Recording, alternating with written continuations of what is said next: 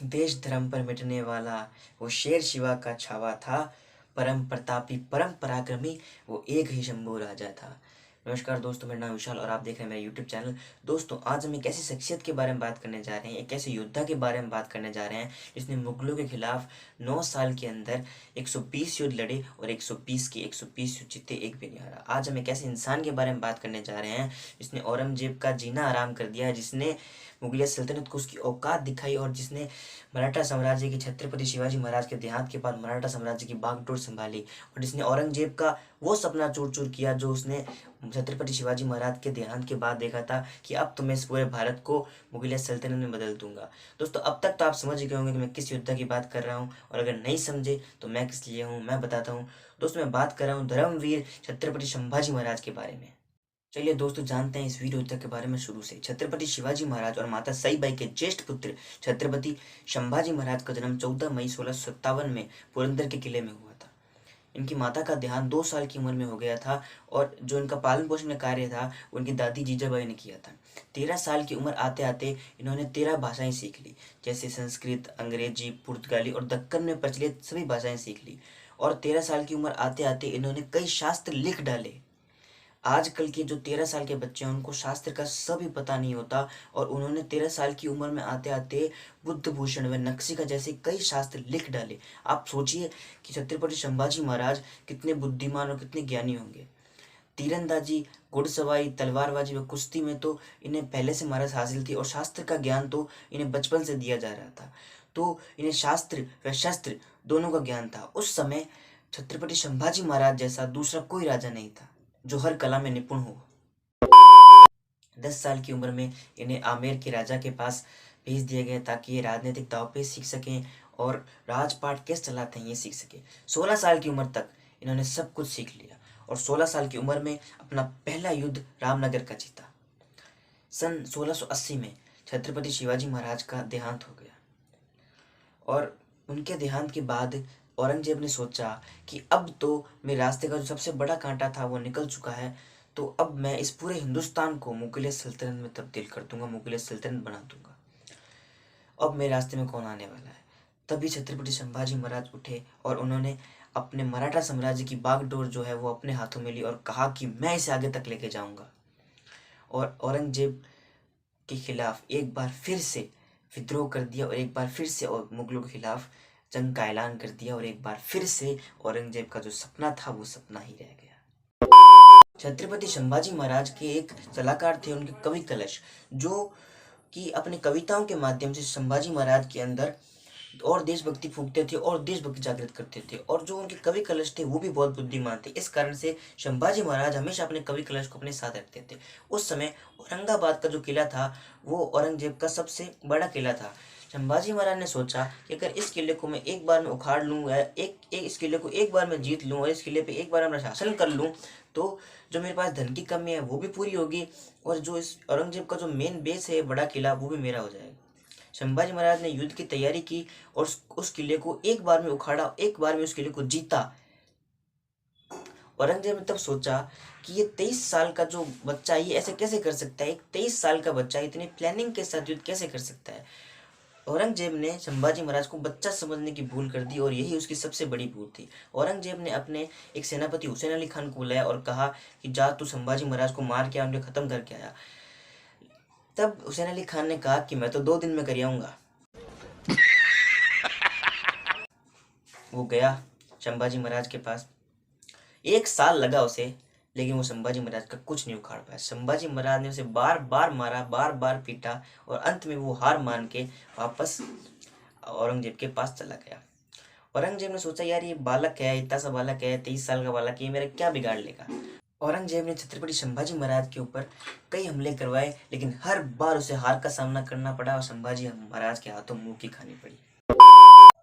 संभाजी महाराज ने 9 साल के अंदर 120 लड़ाइयां लड़ी और 120 की 20 जीती उन्होंने। एक लड़ाई भी वो नहीं हारे। लेकिन क्या कभी संभाजी महाराज के बारे में आपको अपनी हिस्ट्री की किताब में, इतिहास की किताब में बताया गया है? कुछ भी पढ़ाया गया है? पढ़ाना तो छोड़िए, कभी उनका एक आधा किस्सा भी बताया गया है?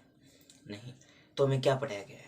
हमें यह पढ़ाया गया है कि महमूद गजनी ने 17 बार भारत पे आक्रमण किया, 17 बार भारत के मंदिरों को लूटा, 17 बार भारत को लूटा, लेकिन एक बार भी नहीं हारा।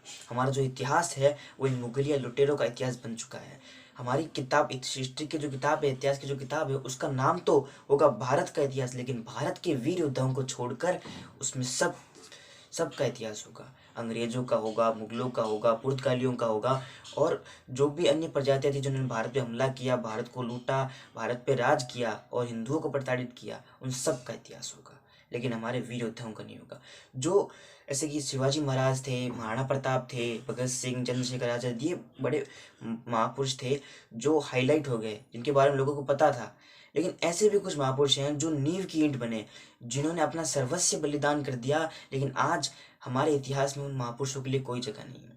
और गलती से अगर हमें उन महापुरुषों के बारे में कुछ पढ़ा दिया जाए, अगर गलती से हमारी हिस्ट्री की किताब में एक आधा पैराग्राफ छप भी जाए, तो उसमें भी कई गलतियां होती है, और कई कई बार तो उन महापुरुषों को ही गलत साबित कर दिया जाता है। अगर मैं अपना ओपिनियन दूं ना, तो अभी का जो टाइम चल रहा है उसमें तो लोग फिर भी अपने महापुरुषों को जानने लगे हैं, अपने महापुरुषों के बारे में जानने की इच्छा रखते हैं, और कहीं कहीं से जानकारी मिल भी जाती है। लेकिन जो साल 2000 के आसपास का जो साल था ना, उस समय की जो हालत थी ना, उस समय मतलब केवल हमारी इतिहास की किताबों में यही पढ़ाया जाता था कि गांधी जी ने हमारे देश को आज़ाद कराया, केवल गांधी जी ने। मैं आपसे पूछता हूँ, क्या केवल गांधी जी ने हमारे देश को आज़ाद करवाया था, बाकी महापुरुषों ने नहीं? छोड़िए, गांधी जी के बारे में हम फिर कभी विस्तार में बात करेंगे, कभी एक पूरा टॉपिक बनाऊंगा उनके ऊपर वीडियो कि उन्होंने क्या किया था, क्या नहीं किया था। अभी हम संभाजी महाराज के जीवनी के ऊपर चलते हैं। दोस्तों, जैसे कि मैंने कहा था कि संभाजी महाराज ने अपने जीवन काल के 9 साल के अंदर 120 युद्ध लड़े, और 120 के 120 युद्ध जीते, एक भी नहीं हारा। अब क्या है ना कि जो उस टाइम क्या स्थिति थी कि औरंगजेब ने जो नॉर्थ का जो भारत था, उत्तरी भारत था, उसे अपने पूरे कब्जे में कर लिया। अब केवल दक्कन बाकी था। दक्कन मतलब आज का जो दक्षिण भारत है, जिसमें महाराष्ट्र, केरला, कर्नाटका, जो ये नीचे वाला भारत है, वो केवल वो बचा था। और औरंगजेब उस पर कब्जा करता तो भी कैसे करता, कि हमारे संभाजी महाराज शेर की तरह बैठे थे वहाँ पे, तो औरंगजेब की कितनी क्या मजाल कि वो दक्षिण भारत पे कब्जा कर लेता। औरंगजेब की जो जिंदगी की सबसे बड़ी भूल थी ना, वो उसने ये कर दी थी कि उसने संभाजी महाराज को हल्के में ले लिया था, संभाजी महाराज को बच्चा समझने की भूल कर दी थी, और यही आगे चल के उसकी मौत का कारण भी बनी। बताऊंगा कैसे बनी। एक बार क्या है कि औरंगजेब ने गोवा में जो पुर्तगाली थे उनके साथ एक कॉन्ट्रैक्ट साइन करने की कोशिश की कि आप मुझे सैनिक प्रोवाइड कराओ, आप संभाजी महाराज को यहाँ से घेरो, मैं नॉर्थ से घेरूंगा, और 2-3 राजाओं को अपने साथ मिला के चारों तरफ से घेर के संभाजी महाराज को खत्म कर देंगे। पुर्तगालियों ने औरंगजेब की बात मान ली, पर लेकिन जैसे ही ये बात संभाजी महाराज को पता चली, संभाजी महाराज वैसे ही गोवा में घुस गए और वहाँ पे उसके पुर्तगालियों को तहस नहस कर दिया, पुर्तगालियों को खत्म कर दिया, जड़ से उखाड़ दिया। औरंगजेब जिसका सपोर्ट लेने की कोशिश करता, संभाजी महाराज उसको खत्म कर देते। औरंगजेब ने छत्रपति संभाजी महाराज पे कई बार हमले करवाए, लेकिन एक बार वो जीत नहीं पाया। हर बार जो संभाजी महाराज के हाथों हार का सामना करना पड़ता। उधर औरंगजेब की 8 लाख की सेना और उधर छत्रपति संभाजी महाराज की केवल 20,000 की सेना। आप सोचिए, 8 लाख की सेना और 20,000 की सेना में क्या कंपैरिजन, कोई कंपैरिजन नहीं है। लेकिन फिर भी हमारे संभाजी महाराज मुगलों के सामने, औरंगजेब के सामने एक बार भी नहीं हारे। छत्रपति संभाजी महाराज ने औरंगजेब को इतना परेशान कर दिया था कि वो उत्तरी भारत छोड़ के दक्कन में आके रहने लगा। औरंगजेब ने सोचा कि अगर वही तो बच्चा है, अगर मैं जाऊंगा तो इसे जल्दी खत्म करके आ पाऊंगा, लेकिन ये उसका गलत सोचना था। छत्रपति संभाजी महाराज ने उसे 9 साल के अंदर दक्कन में घुमाते रहे। औरंगजेब बार बार हमले करवाता रहा और छत्रपति संभाजी महाराज उन हमलों का जवाब देते रहे। 9 साल के अंदर औरंगजेब परेशान हो गया, और उस तरफ नॉर्थ में जो इलाका औरंगजेब जीत चुका था उसमें भी विद्रोह चालू हो गए। उसमें भी राजस्थान, पंजाब, बुंदेलखंड व अलग अलग जगहों पे जो हिंदू राजा थे वापस आए, उन्होंने अपने राज्य की कमान संभाली और मुगलों के खिलाफ विद्रोह कर दिया। अब औरंगजेब का हो गया दिमाग खराब ना। अब आप इसका मतलब समझे कि जो दक्कन औरंगजेब जीतने गया था वो तो उसके हाथ लगा नहीं, लेकिन जो नॉर्थ जो उसने जीता हुआ था, इन 9 साल के गैप के अंदर वो भी उसके हाथ से निकलने के आसार नजर आने लगे थे। अब औरंगजेब पूरी तरह से बौखला गया था। औरंगजेब ने सोचा कि इस लड़के को सामने से तो हराया नहीं जा सकता, और सामने से युद्ध करके तो बिल्कुल नहीं हराया जा सकता, तो और कुछ क्यों ना करें। उस समय उनके जो सेनापति, या फिर कुछ लोग कहते हैं कि वो उनके मतलब जो पत्नी थी उनकी सईबाई, माता सईबाई, उनके भाई थे, उनका नाम था गनोजी शेल्के। उस समय छत्रपति संभाजी महाराज ने गनोजी शिर्के को वेतनदारी देने से मना कर दिया और ये बात उनको बुरी लग गई और वो जाके औरंगजेब से मिल गया। अब एक बार छत्रपति संभाजी महाराज की संगमेश्वर में एक मीटिंग के लिए जाना था, उनको कोई मीटिंग थी उनकी वहाँ पे, वो वहाँ पे गए और जब वो वापस आने लगे तो वो उस ऐसे मार्ग से आ रहे थे जिस मार्ग का पता केवल मराठों को था, मुगलों को उस रास्ते का कोई अंदाज नहीं था, मतलब वो कोई गुप्त रास्ता था। लेकिन तभी गनोजी शिर्के ने उस रास्ते को जो पता था वो औरंगजेब को बता दिया। औरंगजेब ने अपनी 2000 की सेना और कई हाथी घोड़ों के साथ अपनी सेना को भेजा। छत्रपति संभाजी महाराज 8 लाख की सेना से नहीं आ रही, लेकिन 2000 की सेना से हारना पड़ा। क्यों? क्योंकि धोखा मिला, अपने ही परिवार वाले ने धोखा दिया। छत्रपति संभाजी महाराज को उन्होंने पकड़ लिया, उनके साथ उनके कवि कलश भी थे, वो 2 जने थे, छत्रपति संभाजी महाराज और उनके कवि कलश, उन दोनों को औरंगजेब ने पकड़ लिया। छत्रपति संभाजी महाराज और उनके कवि कलश को पकड़ने के बाद औरंगजेब ने उन्हें अपने पास बुलाया। औरंगजेब अंदर से छत्रपति संभाजी महाराज से खुन्नस खाया हुआ था, बौखलाया हुआ था, और उसने छत्रपति संभाजी महाराज उनके कवि कलश को दोनों को उल्टा लटकाया ऊँटों से और पूरे राज्य में घुमाया और लोगों को कहा कि इनको पत्थर मारो, और ऐसी ऐसी अनगिनत ऐसी यातनाएं दी जिनका हम अंदाज़ा भी नहीं लगा सकते, और अगर लगाने भी जाएं तो उसके ख्याल से हमारे रूह कांप जाएंगे। औरंगजेब ने उनको यातनाएं देने के बाद उनके सामने 3 शर्तें रखी और कहा कि अगर ये तुम 3 शर्तें मेरी मान लेते हो तो मैं तुम्हें छोड़ दूंगा और दक्कन का राजा बना दूंगा, तुम यहाँ पे राज कर लेना और मेरे साथ रहना।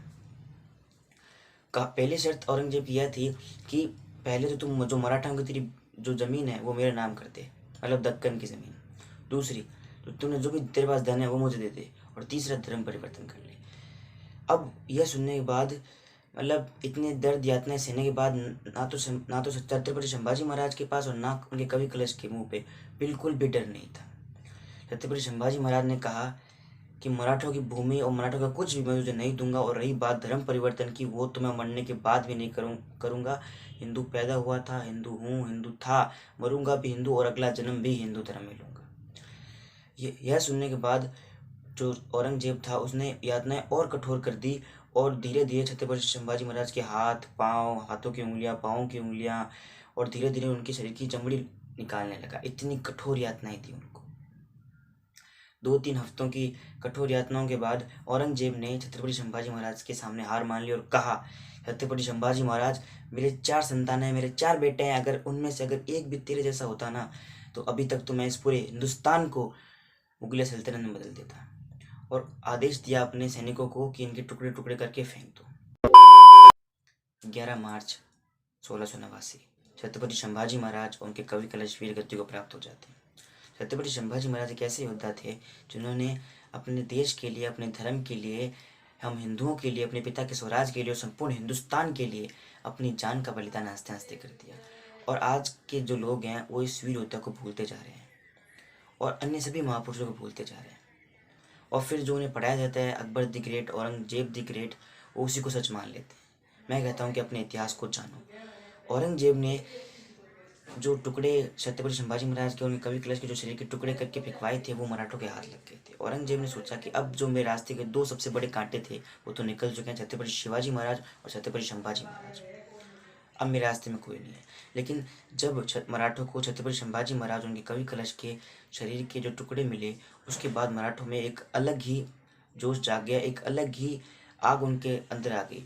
हर मराठा के घर में जितने भी परिवार के लोग थे वो सब सेना में भर्ती हो गए, चाहे वो बड़ा हो, बच्चा हो, बूढ़ा हो या कोई स्त्री हो, सब सेना में भर्ती हो गए। मराठा साम्राज्य एक बार फिर खड़ा हुआ, और जो औरंगजेब का सपना था भारत विजय का वो कभी पूरा कर ही नहीं पाया। छत्रपति संभाजी महाराज जिनको आज हमारा इतिहास भूलता जा रहा है, तो उनके बारे में हर एक युवा को पता होना चाहिए कि हमारे देश में ऐसे ऐसे वीर योद्धाओं ने भी जन्म लिया है। दोस्तों, कुछ लोग ऐसे होते हैं जो अपने धर्म, अपनी संस्कृति, अपने इतिहास, अपने धर्म के वीर योद्धाओं के बारे में जानना चाहते हैं, लेकिन उनके पास ऐसा कुछ सोर्स नहीं होता जिससे वो जान पाएँ। तो दोस्तों, मेरे चैनल को सब्सक्राइब कर लीजिए। मैं अपने इस चैनल पे वीर महापुरुषों की जो जीवनी है वो लाता रहूँगा, और ऐसे ऐसे महापुरुषों की जीवनी लाता रहूँगा जिनका आपने कभी नाम भी नहीं सुना होगा। तो दोस्तों, अगर वीडियो अच्छा लगा हो तो लाइक करें, कमेंट करें, चैनल पर नए सब्सक्राइब करो, और इस वीडियो को ज़्यादा से ज़्यादा शेयर करें ताकि हमारे इस वीर सपूत, भारत माता के इस वीर सपूत के बारे में, छत्रपति संभाजी महाराज के बारे में लोगों को और जानने का मौका मिले, लोग और जान पाए इनके बारे में। और दोस्तों आप कमेंट मुझे ये भी बता सकते हैं कि अगला वीडियो आपको किस टॉपिक पर चाहिए, अगला वीडियो आपको किस महापुरुष की जीवनी पर चाहिए, तो मैं उस महापुरुष की जीवनी पर अगला वीडियो जरूर बनाऊंगा। तो दोस्तों तब तक के लिए जय श्री राम।